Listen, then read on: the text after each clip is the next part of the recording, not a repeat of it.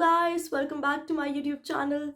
Guys, informal letters are seen often in IELTS writing. They occur as frequently as the formal letters.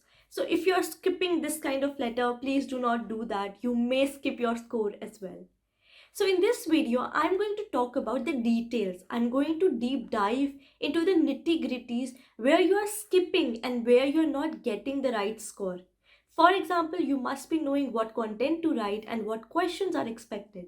But in that only, I'm going to tell you how you have to improve your English vocabulary, spellings, grammar, structuring, and details that you are right now omitting, because of which your score is getting deducted. So guys, watch the video till the end to understand everything in details. So if you're right now at 6, I will ensure that you score a 7.5, and if you're at 7, then I will ensure you jump onto an 8 band. So let's get started.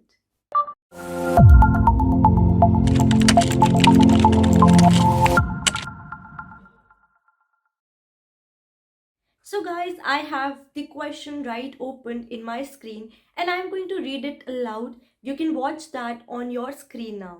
So the question says, you recently spent a weekend with your friend in her or his house, new house.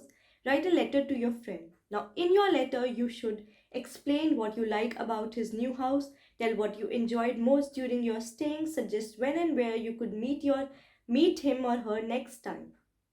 Now guys, this is the question, right? As you can see, there are three sub questions. Okay, now I will start with the sample answer. The sample answer is displayed on your screen as well, but I will highlight how I approached this question set for informal letter. So guys, now that the answer is on your screen, I have to mention the first important pointer, which is, if you look at the three sub questions, the important words here are: the first, talk about the house; second is the enjoyable moment; and third is your next meeting. So my first paragraph in this content is devoted towards the new house. Second talks about the enjoyable moment, and the third talks about our next meeting.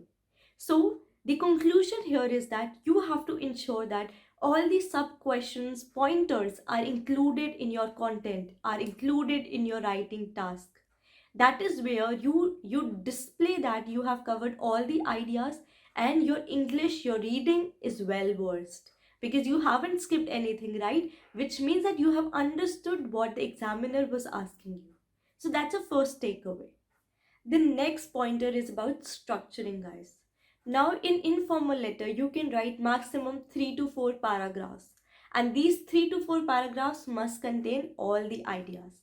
Now here, for example guys, I'll read it aloud. Like you can see in the first paragraph, I have mentioned about the house.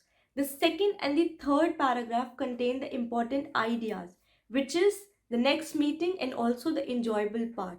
So the second and the third paragraph, usually in any topic that you get, you convey your main idea.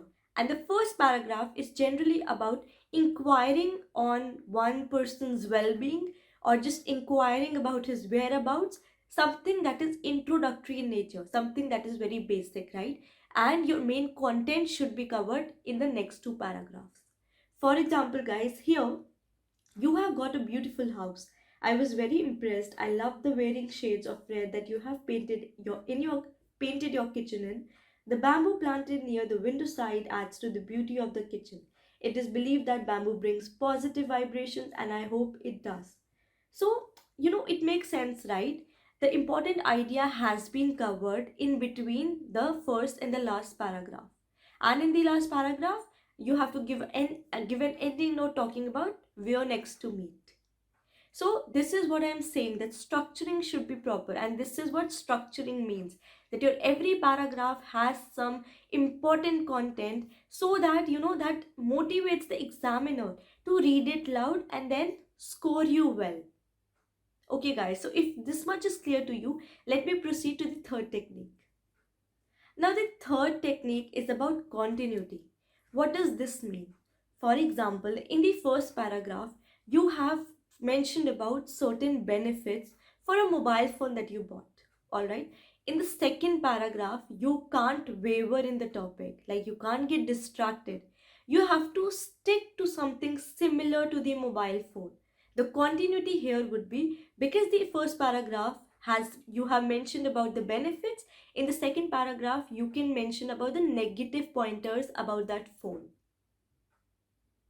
The negative pointers about that phone. Now guys, one more thing here. When I say continuity, I also mean that you should use connecting words, which means that to connect two sentences, you should use words like and, additionally, in addition to, or if you're given any contradictory answer, like in first paragraph you talked about benefits, in second you're talking about the negative, so which is a contradiction, right? It is completely different. So what you have to say is, while you end your first paragraph, start your next paragraph by stating however. So however means that you are going to say something else that you haven't mentioned in your previous paragraph, right? So this is what I mean by connecting words as well as bringing continuity in the paragraphs. Likewise, I stated in the initial part of the video that you should maintain a flow. It shouldn't waver and there should be a sense between first, second and third. So this is very important guys, and this comes by practice. Start reading more books, start reading IELTS Writing Made Easy or any other book that you like that talks about essays or letters, and get well versed with the content and how they have structured it, most importantly. Now we have so far talked about continuity, we have talked about all the sub questions, which is the content that needs to be added, and lastly about structuring. The fourth important pointer here is guys, vocabulary and grammar. So when you make silly mistakes, it looks really silly as the word states. So examiner deducts your point marks when you're making a lot of spelling mistakes.